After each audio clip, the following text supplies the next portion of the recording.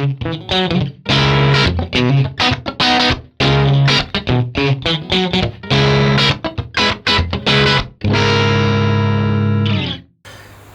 this is Justin and you're looking at the Surprise Sound Lab Rock Block 1W tube head and the SE-5 speaker simulator. This is a great setup for those late night sessions in your home studio when cranking the amp isn't an option.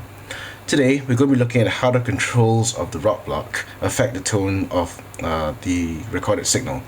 I decided to do this video because there wasn't any documentation on how the controls work, so I had to use my ears to figure out what each knob was doing. Now, tone is a very subjective thing, so if you're not hearing what I think I'm hearing, please do let me know and we can get a conversation started as to what you think the differences are between what I'm hearing and what you're hearing. I'm playing a 57 reissue Stratocaster plugged straight into the Rock Block.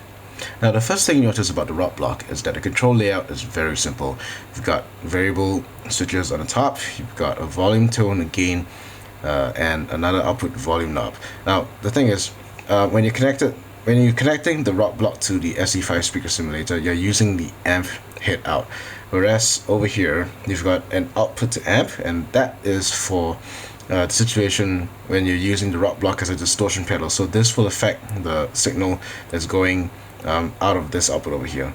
Additionally, there's a voicing switch here that allows you to change the way the change the EQ of the pedal. So that will help you to integrate this pedal into your rig.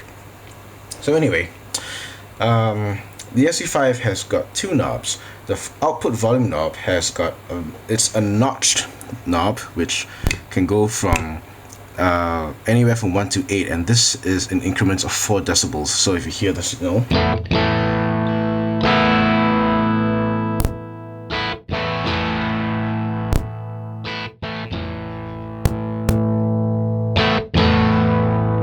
so you can tell that there's a lot of variation you can get for, it's not so big a jump, because other speaker simulators will have 20 dB jumps. This has 4 dB jumps, so that makes it easier to fine-tune your sound.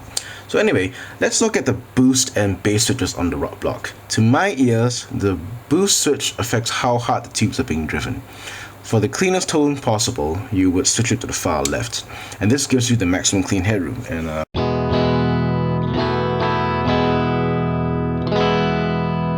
I might have to compress the signal because it's really quite soft when into my interface.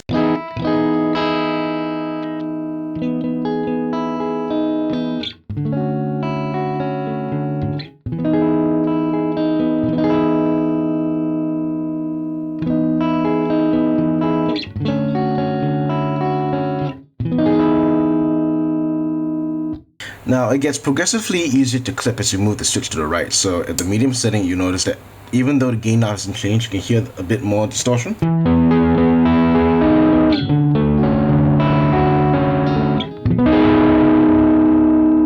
So and finally at the maximum setting,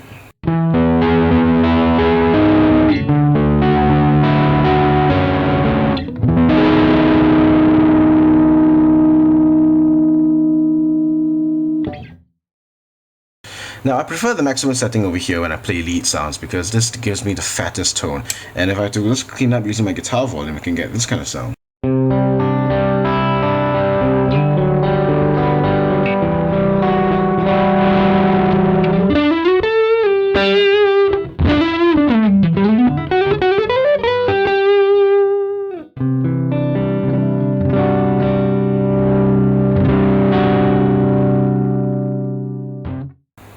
The bass switch over here affects the overall body of the signal. So at the lowest bass setting, you get the brightest kind of sound. So this can work well with, let's say, your clean tone, and if you get a funky rhythm going, let's say.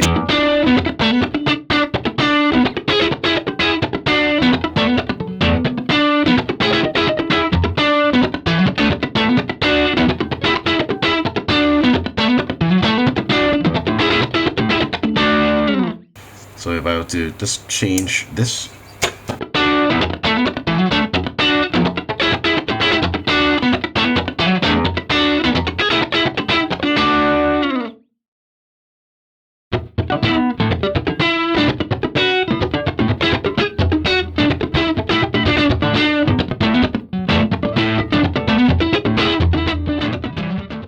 If you have both these pedals, you should take note that the tone controls on both these pedals really affect the overall tone of signal.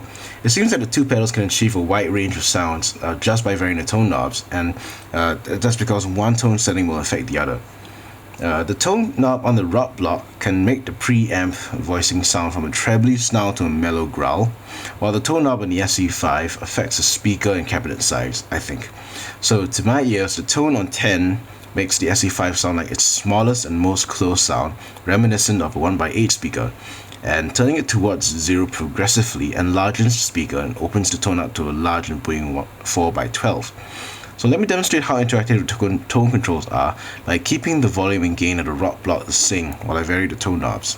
So if I were to have both on 10 with a mildly overdriven tone,